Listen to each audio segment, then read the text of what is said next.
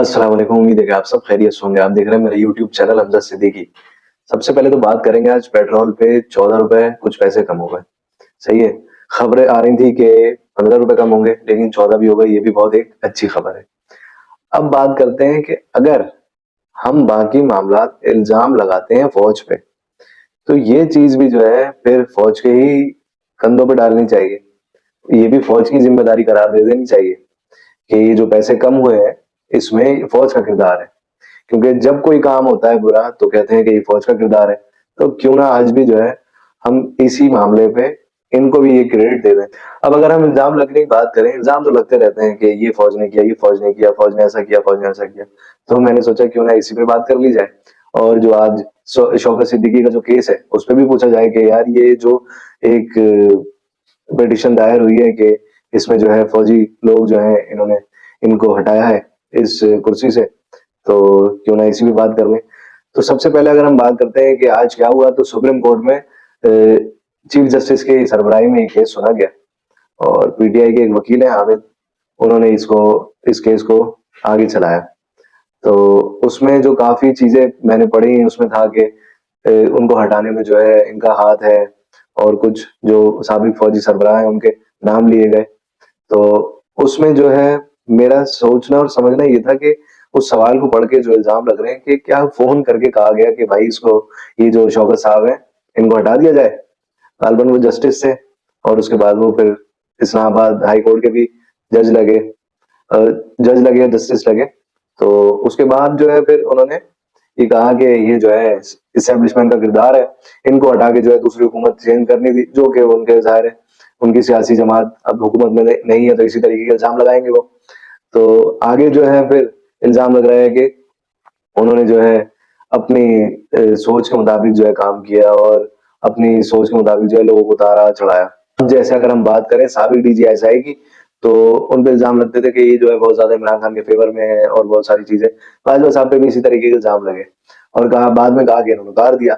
अब अगर हम देखें तो बहुत ज्यादा फेवर में हमें तस्वीरें और तहरीरें और बहुत सारी चीजें दिखती हैं कि यार ये जो है डीजीआईएसआई जो है ना, पूरे पूरे जो है वजीर आजम, साबिक वजीर आजम इमरान खान के हक में थे। आज ये हो गया कि वो सीट से उतर गए, तो ये उनको हुकूमत गिराने में थे। ये जो एक सिनेरियो बनाया जाता है ना कि हुकूमत में थे तो कुछ और थे, हुकूमत से उतर गए तो कुछ और है। अब जो इल्जाम लग गया भाई कि ये जो है इन्होंने ये काम किया। अच्छा, जैसे चीफ जस्टिस को फोन किया या किसी सुप्रीम कोर्ट में फोन करके कहा कि भाई इनको उतार दो और इनको सीट पे बिठा दो। सही है, ऐसा लग रहा है कि ये कोई इंडियन फिल्म चल रही है और किसी को बिठा दिया, किसी को उतार दिया, और कोई कानून या ये जो है इतने आसानी से हो सकता है। मतलब चीफ जस्टिस या सुप्रीम कोर्ट एक मेन इदारा है इस मुल्क का। सही है, और वो जो है किसी को भी उतार देते हैं और किसी को बिठा देते हैं, एक डीजीआई सही है, आर्मी चीफ। सही है। अब इसमें जो खबरों में या जो आज हुआ है सुप्रीम कोर्ट में, उसमें तो यही आ रहा है कि भाई इन्होंने उतार दिया, ऐसा किया, एस्टेब्लिशमेंट नहीं किया। उस दौर में जस्टिस साकिब निसार मौजूद थे, उनकी सरबराही में ये केस सुना गया और उनको हटा दिया। तो उन लोगों के नाम कहाँ है कि भाई ये शौकत सिद्दीकी के केस में सिर्फ इस्टेब्लिशमेंट पे नाम लग रहा है। अब अगर हम शौकत सिद्दीकी की बात करें, तो ये एंटी इस्टेब्लिशमेंट, तो जाहिर है उनपे ये एक आ गया कि भाई इस्टेब्लिशमेंट उतारे, उनको एंटी इस्टेब्लिशमेंट है। दूसरा ये कि लाल मस्जिद वाला मामला जो इतना संगीन था, उसमें भी जो है उन्होंने उन लोगों को रिहाई दे दी थी। उसके बाद फिर जनरल मुशर्रफ को जो है उन्होंने गद्दारी का मुकदमा किया। ये तो उनकी तरफ से एक एंटी इस्टेब्लिशमेंट जो है एलिमेंट देखा गया, लेकिन इस्टेब्लिशमेंट की तरफ से उनके खिलाफ कोई भी ऐसा एलिमेंट नहीं देखा गया। और दूसरा ये कि जो उन्होंने बिठाया या उतारा, इल्जाम लग गया, लेकिन वो सारे जजेस, वो सारे चीफ जस्टिस या जस्टिस कहाँ है जो इनके दौर में इनको उतारा और उस पर जो है फैसला दिया। तो ये जो है एक नया सिनेरियो शुरू हो गया। इसी के साथ इतने दिन से चल रहा था, पूरा 1 साल हो गया ये इलेक्शन कराने, और इलेक्शन कराएंगे, मुल्क में इस्तेहकाम आ जाएगा, इस्टेब्लिशमेंट चाह नहीं रही, ये हो गया, भाई वो हो गया। अच्छा, उसके बाद क्या हुआ? उसके बाद शुरू हो गया कि इलेक्शन होंगे। जैसे ही ये डेट आई कि इलेक्शन होंगे, इलेक्शन कमीशन ने कहा कि आप जो इलेक्शन करा लें, उसी के फौरी बाद जो है काफी लोग जो ये कहना शुरू हो गए कि यार इलेक्शन तो ऐसे होंगे नहीं, ये डेट दी गई है, इसमें ये चीजें मुतनाज़ है, ये है वो है। उस पर जो है पिटिशन दायर कर दी। आज लाहौर हाई कोर्ट की सुप्रीम कोर्ट ने वो पिटिशन भी जो है, वो फैसला भी जो है कलअदम करार दे दिया। सही है। उसकी वजह ये थी कि उन्होंने कहा कि 8 फरवरी को इलेक्शन होंगे। कौन जीतेगा कौन हारेगा वो तो एक अलग चीज है, उसमें हम बाद में बात करेंगे कि कौन क्या कह रहा है। कोई कह रहा है नवाज शरीफ, कोई कह रहा है बिलावल, कोई कह रहा है पीपल्स पार्टी आएगी, वफाक में कोई कह रहा है मुरली आएगी। ये तो एक अलग चीज है। लेकिन आप ये देखें, एक सियासी जमात जो सिर्फ इलेक्शन करवा रही थी, इलेक्शन के लिए धरने कर रही थी, उन्होंने एंड में कह दिया कि हम इलेक्शन नहीं चाह रहे। और उसके बाद फिर अब जब चीफ जस्टिस ने कह दिया कि 8 फरवरी को इलेक्शन होंगे, तो अब थोड़ी सी जो है इलेक्शन कैंपेन शुरू कर दी। इससे पहले इलेक्शन कैंपेन ये है कि जो अफगानी यहाँ से जा रहे हैं वो क्यों जा रहे हैं, उनके जो ह्यूमन राइट्स का मसला आ गया, ये थोड़ी सी इलेक्शन कैंपेन करनी शुरू कर दी थी।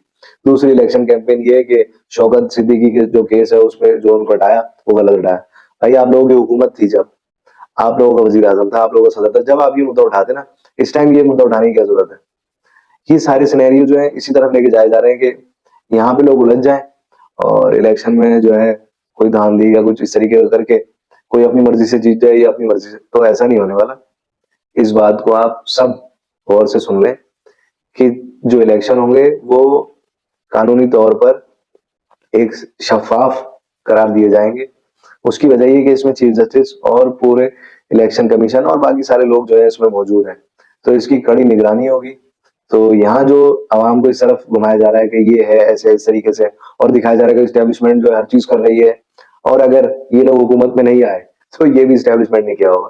तो ये सिनेरियो बनाना बंद कर दें, इससे कुछ नहीं होगा। कोशिश करें कि अपनी इलेक्शन कैंपेन्स पे सब गौर करें, और आवाम से ये गुजारिश है उनको वोट दें जो आपके मसाइल हल करें, ना कि दीगर मसाइल उजागर करें। शौकत सिद्दीकी से एक आम आदमी की चीनी आटे का कोई वास्ता नहीं है। सही इलेक्शन कैंपेन वो करें और वो सोचें कि एक आम आदमी को, एक गरीब आदमी को ये आटा, चीनी, दाल कैसे सस्ती दी जाए। उम्मीद है कि आपको वीडियो समझ आई होगी। शुक्रिया।